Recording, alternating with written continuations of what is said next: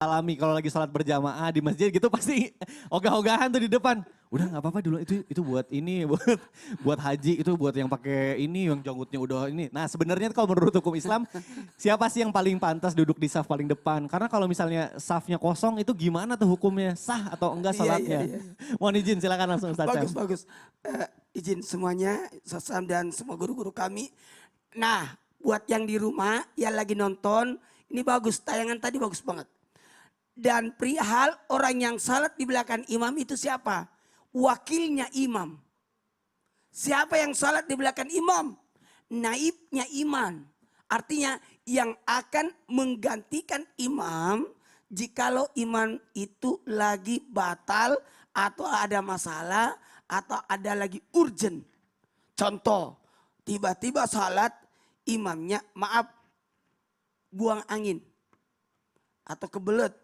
Gimana caranya?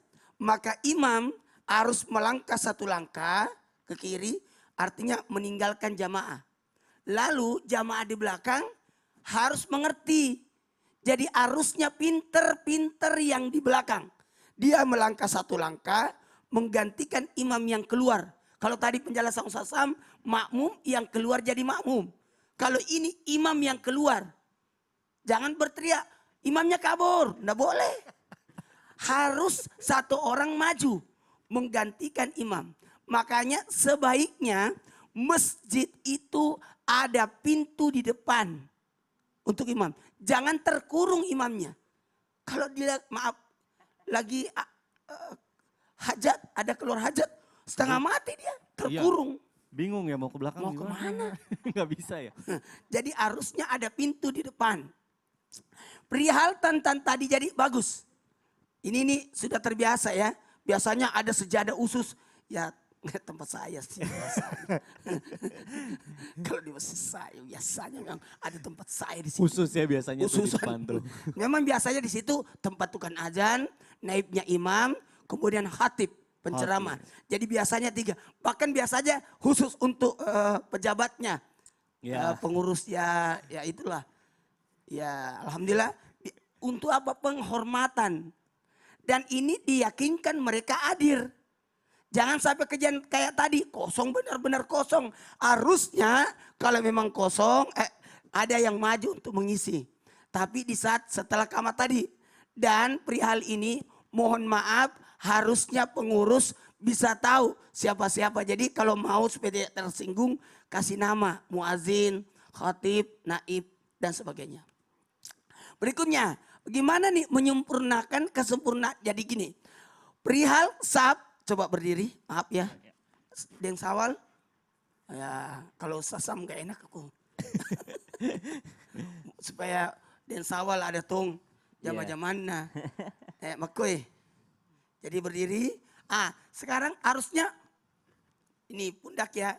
Ya sejajar. Ya. Kalau kaki mungkin repot. Ya. Ya sejajar. Sejajar pundaknya ya. Karena perihal sekarang pandemik 1 meter. 1 meter geser nih. Ya geser. Ini pandemik. Dan usahakan pakai masker. Ya. Jadi kalau orang lagi pandemik cuma 2 yang dilakukan dalam salat. Apa tuh? Jaga jarak dan pakai masker. Nggak boleh cuci tangan. Iya. Karena lagi sholat. Masih batal. Jadi merapatkan, meluruskan. Jadi bagaimana kalau tidak lurus? Gimana? Sah nggak salatnya? Bagaimana kalau tidak rapat masa pandemik ini? Tetap sah tapi mengurangi kesempurnaan. Dan hukumnya adalah sunnah. Sekali lagi hukumnya adalah sunnah. Karena ada juga orang nggak rapat. Dan kata Imam Al-Ghazali bahwa kalau ada jamaah yang maaf ya kacau jamaahnya, kacau barisannya, kacau safnya, berarti tempat itu tidak kompak. Jadi harusnya memang ada petugas barisan saf. Jadi inilah gunanya para pengurus masjid. Betul.